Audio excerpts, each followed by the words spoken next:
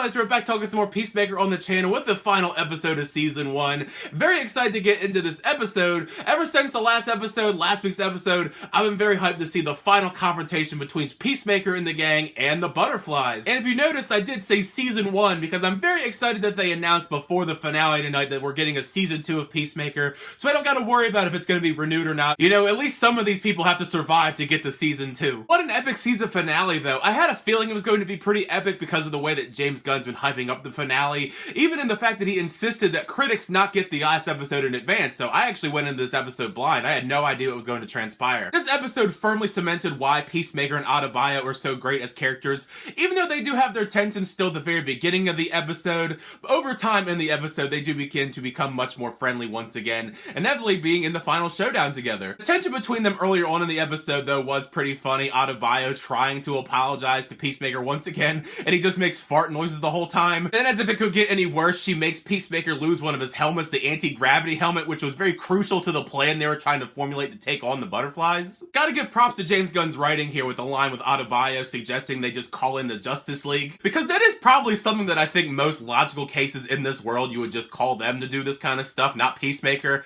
Didn't expect them to show up, but we'll get to that later. It was intriguing to see them try and formulate this plan to try and get into that barn to kill the cow as all the Butterflies are outside, because they don't really have a lot of backup or supplies, and these Butterflies, there's a lot of them. And I like the setup here. It was very much trial and error. It wasn't just run in, guns a-blazing. They tried to formulate the plan with the anti-gravity helmet. That got ruined by Adebayo. They try and get Eagly to take the helmet and put it on top of the barn, and Eagly doesn't understand the situation and just drops it in the forest. Even though we did see Peacemaker kill his dad in the last episode, I kind of had a feeling that Robert Patrick was going to show up in some shape or form, much like he does in this episode, haunting Peacemaker, because that is very much on brand with Peacemaker from the comic books, and it feels like going forward for Season 2 and beyond, that's going to be a constant factor where he's just going to continue to be in his mind and just make him paranoid about stuff. For all the Economos fans out there, I think this was probably his best episode all around. I do feel bad for him because you can tell he's at his wit's end with everybody, but especially Vigilante when they talk to each other. I actually quite like Vigilante. I think he's a great comedic relief, and I was very glad that he got to live in this episode, because I don't know if I would have really liked if they went in Season 2 and he actually died, because there have been some close calls even in this episode. But poor Economos, he has to be the one that sneaks into the barn with all the Butterflies around, plant the helmet,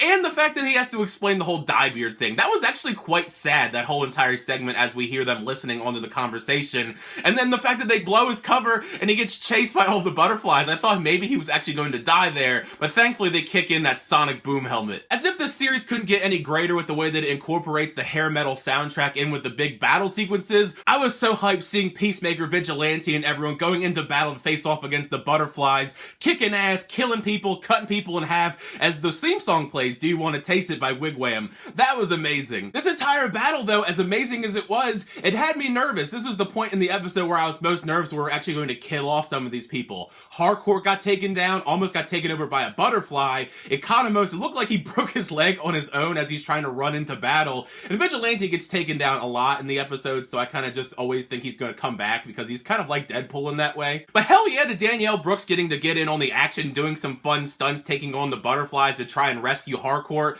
I didn't expect her to go into the tunnel with one of the Peacemaker helmets on and try and jump into the battle.